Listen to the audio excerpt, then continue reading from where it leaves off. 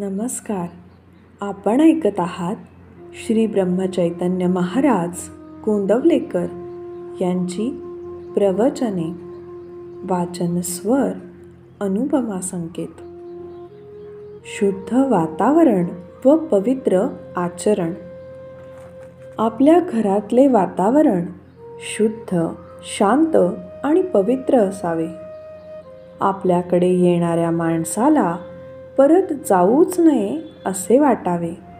अगदी भगवंताच्या इच्छेने प्रपंच चालत आहे असे समजून त्या प्रपंचात विद्या, वैभव, घरदार इत्यादी सर्व काही यश संपादन करा. अगदी एखाद्या राजयोग्याप्रमाणे प्रपंचात राहून, ऐशा आरामात राहून गाद्यगिऱ्यांवर लोळा.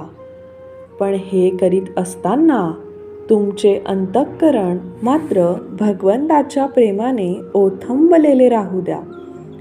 कोणाशी वाद घालीत बसू नका. जगाचा मान फार घातक आहे. त्याची चटक लागली की मनुष्य त्याच्या मागे लागतो. नंतर मान मिळवण्याची कृती थांबते आणि मानही नाहीसा होतो. जगातले अजिंक्य पुरुषसुद्धा कुठेतरी विषयात गुंतलेले असतात. तिथे त्यांचा घात होतो. जगाला ते भारी असतील, पण त्या विषयामुळे त्यांचे काहीच चालत नाही. प्रेमात गुंतू नका, तसे द्वेष मत्सरातही गुंतू नका. दोन्ही सारखेच घातक आहेत.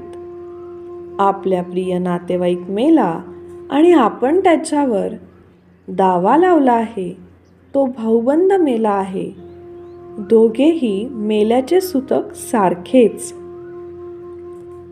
त्याचप्रमाणे मनुष्य प्रेमाने गुंतला काय आणि द्वेषाने गुंतला काय, नुकसान सारखेच होते. भगवंताचा विसर हा कोणत्याही कारणाने झाला तरी तो बरा नाही.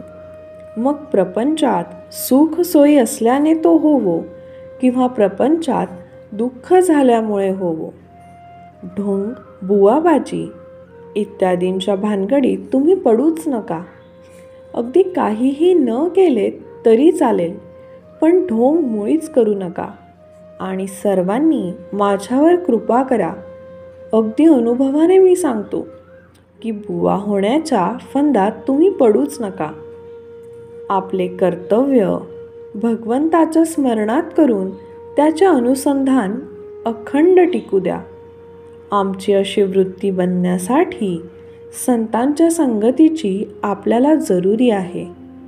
आपण सर्वजण सत्संगतीमध्ये आहोत असे म्हणतो.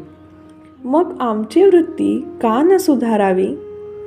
तर संतांना ज्याची आवड आहे ते आम्ही धरले नाही, म्हणून आमची वृत्ती सुधारत नाही. श्रीकृष्णाने उद्धवाला ज्ञान देऊन त्याला गोपींकडे पाठवले. भगवंताच्या नामामध्ये त्या रंगून गेल्या होत्या. गोपींचे नामावरचे प्रेम पाहून उद्धवाला आश्चर्य वाटले. नामामध्ये त्यांना भगवंत दिसत असे. ते पाहून उद्धवाने देवाला विचारले, देवा, तू मला ज्ञान दिलेस खरे, पण तुझ्या भक्तीचे प्रेम त्याहून श्रेष्ठ आहे. ते तू मला दे. खरोखर त्या नामाचे महात्म्य देवाच्या वर्णनापेक्षाही कठीण आहे. तुम्ही सर्वजण इथे आला आहात, म्हणून इथून रामाजवळून काही मागून न्यायचेच असेल तर त्या नामाचे प्रेम तुम्ही सर्वांसाठी मागा. आपल्या जीवनात सहजता हवी. सहजतेमध्ये समाधान आहे. धन्यवाद.